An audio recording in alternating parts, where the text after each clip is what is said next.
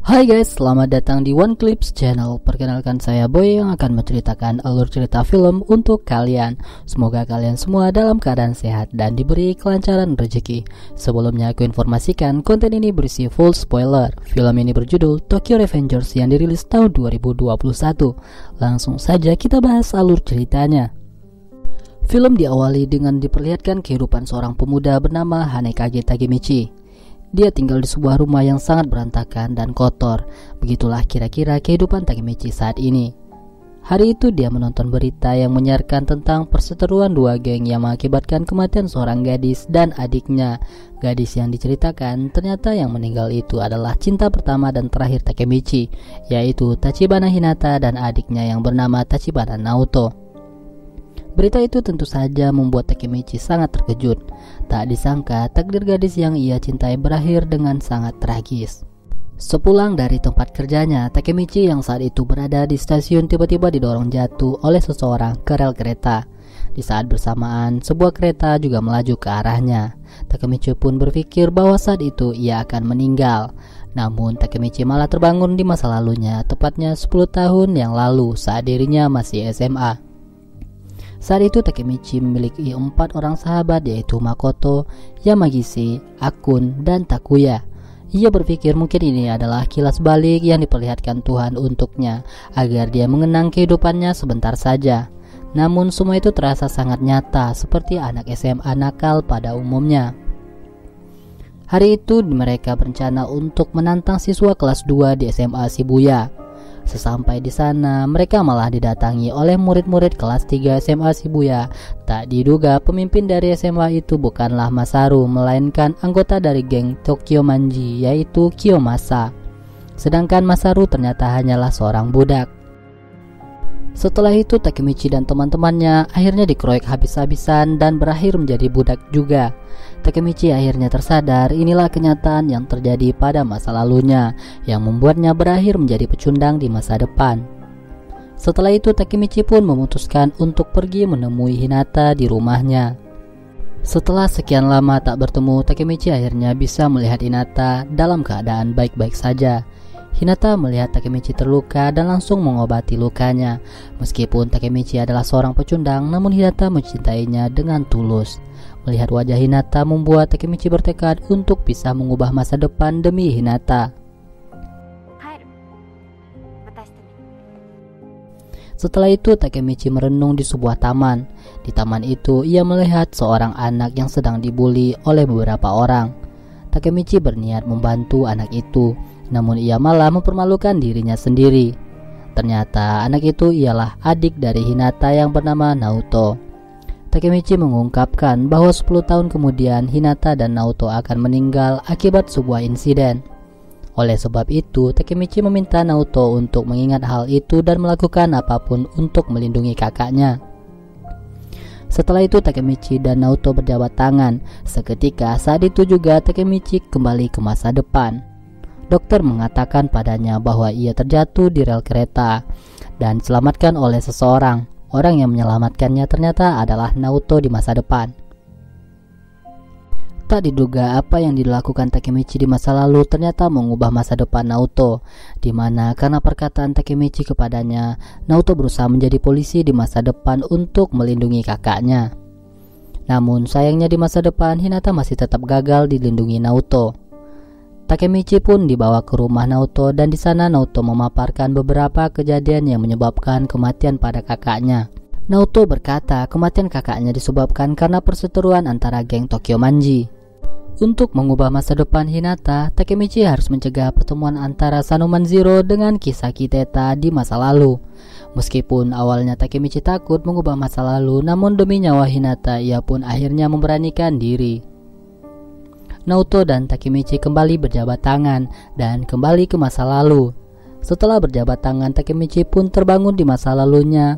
Sialnya, saat itu ia kembali ternyata telah berada di area pertandingan untuk melawan seseorang karena perintah dari Kiyomasa. Dengan satu pukulan saja, Takemichi pun langsung kalah. Setelah itu, Kiyomasa memilih Takuya untuk berduel selanjutnya. Di sela-sela kehebohan itu, Akun berjalan ke arah Kiyomasa sambil merogoh kantongnya. Takemichi pun teringat kalau di masa lalu Akun dimasukkan ke dalam penjara karena menusuk Kiyomasa, sehingga dengan cepat Takemichi pun langsung menghentikannya. Kemudian Takemichi memberanikan dirinya untuk menantang Kiyomasa. Hal itu dilakukan sebagai salah satu langkah berani untuk mengubah masa depannya. Ia berkata jika ia berhasil mengalahkannya, Kiyomasa harus mempertemukannya dengan Sanuman Zero atau Kisaki Teta. Kiyomasa yang mendengar hal itu tentu sangat marah besar. Keberanian Takemichi menantangnya membuat harga dirinya dijatuhkan. Ia pun memukuli Takemichi berkali-kali tanpa ampun. Namun dalam keadaan seperti itu, Takemichi tetap tidak menyerah dan terus berusaha bangkit sampai kemudian dua orang tiba-tiba datang dan menghentikan pertarungan. Tak diduga, kedua orang itu ternyata merupakan petinggi dari geng Tokyo Manji, yaitu Sanuman Zero atau Maiki, sang ketua geng Tokyo Manji, dan wakilnya yaitu Draken. Keduanya datang untuk menghentikan Kiyomasa yang sudah mencoreng nama baik geng Tokyo Manji. Selain itu, Maiki ternyata tertarik dengan Takemichi dan menawarkan Takemichi untuk menjadi temannya. Meski memiliki badan yang kecil, Maiki ternyata merupakan petarung yang sangat tangguh. Terlihat dari bagaimana ia mengalahkan Kiyomasa dengan satu tendangan andalannya. Karena hal itu, Takemichi dan teman-temannya pun akhirnya dibebaskan dari status budak. Setelah itu, Takemichi bertemu dengan Hinata untuk melihat kembang api bersama-sama. Di momen yang romantis itu, Takemichi ingin memegang tangan Hinata dengan erat, namun yang ia pegang ternyata malah tangan Naoto. Hal itu pun otomatis membuatnya kembali ke masa depan. Ketika terbangun, Takemichi merasa kesal pada Naoto karena telah merusak momen romantisnya dengan Hinata. Setelah itu, Naoto pun mengungkapkan beberapa hal tentang fenomena yang dialami oleh Takemichi. Diungkapkan bahwa saat pergi ke masa lalu, tubuh Takemichi mati suri di masa depan. Itu artinya jika di masa lalu ia menghabiskan waktu selama 3 hari, maka di masa depan tubuhnya juga akan mati suri selama 3 hari. Setelah itu, Naoto bertanya tentang perkembangan misi mereka. Takemichi berkata kalau ia baru hanya bertemu dengan Maiki. Nah, untuk mempersingkat misi, Naoto pun menyarankan agar Takemichi membunuh Maiki. Dengan begitu pertemuannya dengan Kasih Teta tak akan pernah terjadi dan Hinata tidak akan pernah meninggal. Keesokan harinya, saat ia kembali ke masa lalu, Takemichi melihat Maiki dan Draken tiba-tiba datang ke sekolahnya. Dengan santai mereka pun menghajar beberapa murid yang menghalangi mereka masuk.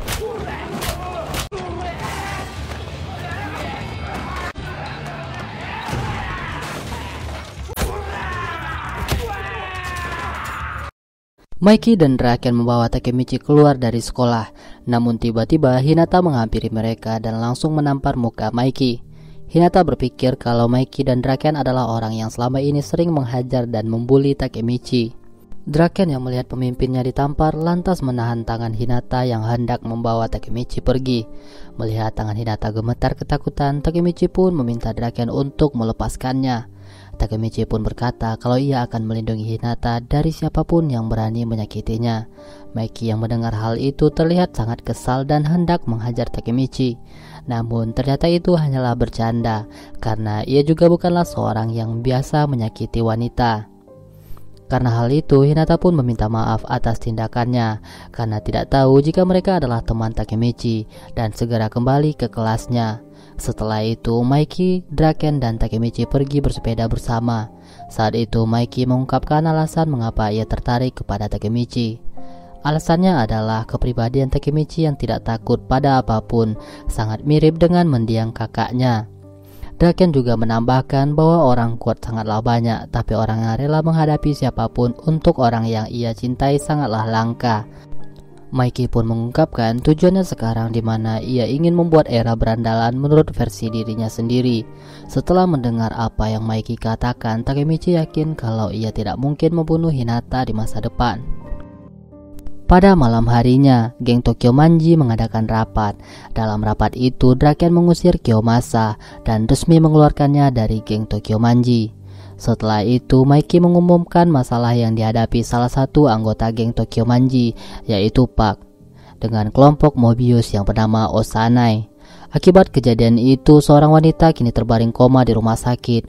Meskipun mengambil keputusan untuk menyelesaikan masalah dengan cara melakukan tawuran melawan kelompok Mobius. Di masa depan, Takemichi melihat kalau ternyata Akun sekarang telah menjadi anggota dari geng Tokyo Manji. Rupanya karena di masa lalu Takemichi mencegah Akun menusuk Kiyomasa, kini masa depannya pun telah berubah. Oleh sebab itulah Takemichi dan Naoto berniat menemuinya untuk mencari informasi tentang Maiki ataupun Kisaki Teta. Sesampainya di sana, Takemichi disambut dan dipertemukan dengan Akun. Terlihat bahwa penampilan Akun yang sekarang sangat berbeda dengan penampilannya yang dahulu. Setelah itu, Akun mengajak Takemichi untuk bernostalgia di rooftop. Setelah banyak menceritakan masa lalu, Akun tiba-tiba mengaku bahwa ia adalah orang yang saat itu mendorong Takemichi di rel kereta. Takemichi yang mendengar hal itu hanya bisa terdiam. Akun juga mengetahui bahwa Takemichi diselamatkan oleh Naoto dan bisa pergi ke masa lalu. Akun mengaku kalau sekarang ia adalah budak Kisaki Teta. Selama ini, Akun dipaksa untuk melakukan semua perintah dari Kisaki Teta. Akun menambahkan semenjak kematian Draken, Maiki diketahui telah banyak berubah. Setelah mengatakan semua itu kepada Takemichi, Akun pun memilih untuk mengakhiri hidupnya dengan melompat dari sana. Sebelum melompat, Akun berpesan kepada Takemichi untuk menyelamatkan semuanya dan mengubah masa depan.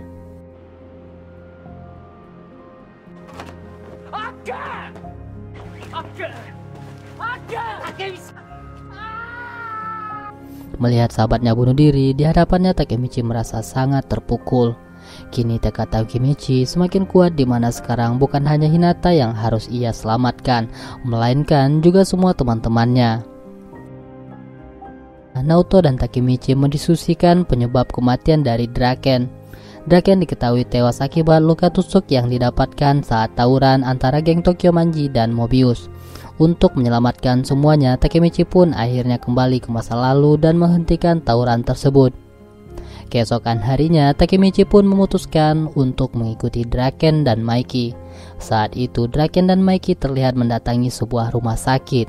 Ternyata mereka menjenguk gadis yang saat itu koma akibat dihajar oleh geng Mobius. Namun orang tua gadis itu malah menyalahkan Draken dan Maiki karena keadaan putrinya.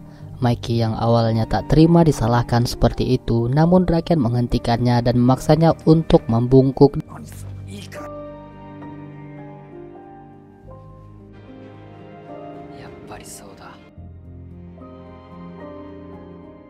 Sampai ke sebuah tempat. Di sana tak hanya mereka, namun ada anggota geng Tokyo Manji lainnya. Di kesempatan itu, Takemichi nekat meminta mereka untuk membatalkan tawuran. Tentu saja hal itu dibalas sinis oleh Pachin. Bahkan Maiki menegaskan mereka akan tetap tawuran karena kelompok Mobius sudah sampai di sana. Kelompok Mobius yang diketuai oleh Osanai datang mengunjungi Maiki dan yang lainnya karena ingin membalaskan dendam sahabatnya. Pachin maju dan menantang untuk berduel 1 lawan 1. Sebagai pemimpin Mobius, Pachin tentu saja bukanlah lawan yang pantas untuk Osanai. Terbukti saat itu Osanai mampu mengalahkan Pachin dengan sangat mudah. Melihat Pachin yang sudah tidak sanggup, Maiki pun maju dan menggantikan posisinya. Dengan tendangan mautnya, Maiki berhasil menumbangkan pemimpin Mobius di hadapan para anggotanya. Namun Osanai masih bisa bangkit dan mengambil sebuah botol untuk menyerang Maiki. Beruntung saat itu Draken berhasil menghentikan Osanai di saat yang tepat. Pada malam harinya, Takemichi dan Hinata sedang menikmati waktu menghadiri festival.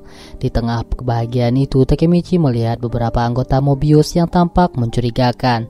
Oleh sebab itulah, Takemichi pun terpaksa meninggalkan Hinata dan mengikuti anggota Mobius sesuai dengan informasi dari Naoto.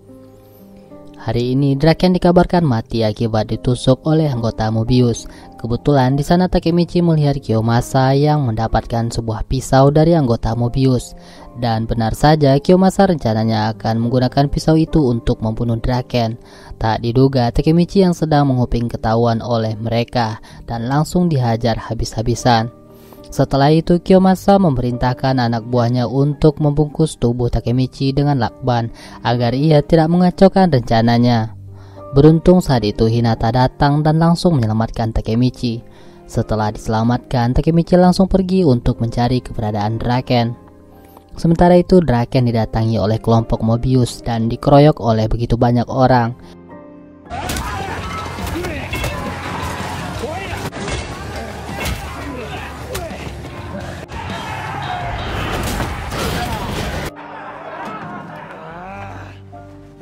Saat itu Draken sudah terluka cukup parah, namun Draken bisa bernafas lega begitu mendengar suara motor Mikey bergerak ke arah mereka. Mikey juga membawa semua anggota geng Tokyo Manji untuk melawan Mobius. Dengan kedatangan geng Tokyo Manji, tawuran pun akhirnya benar-benar terjadi.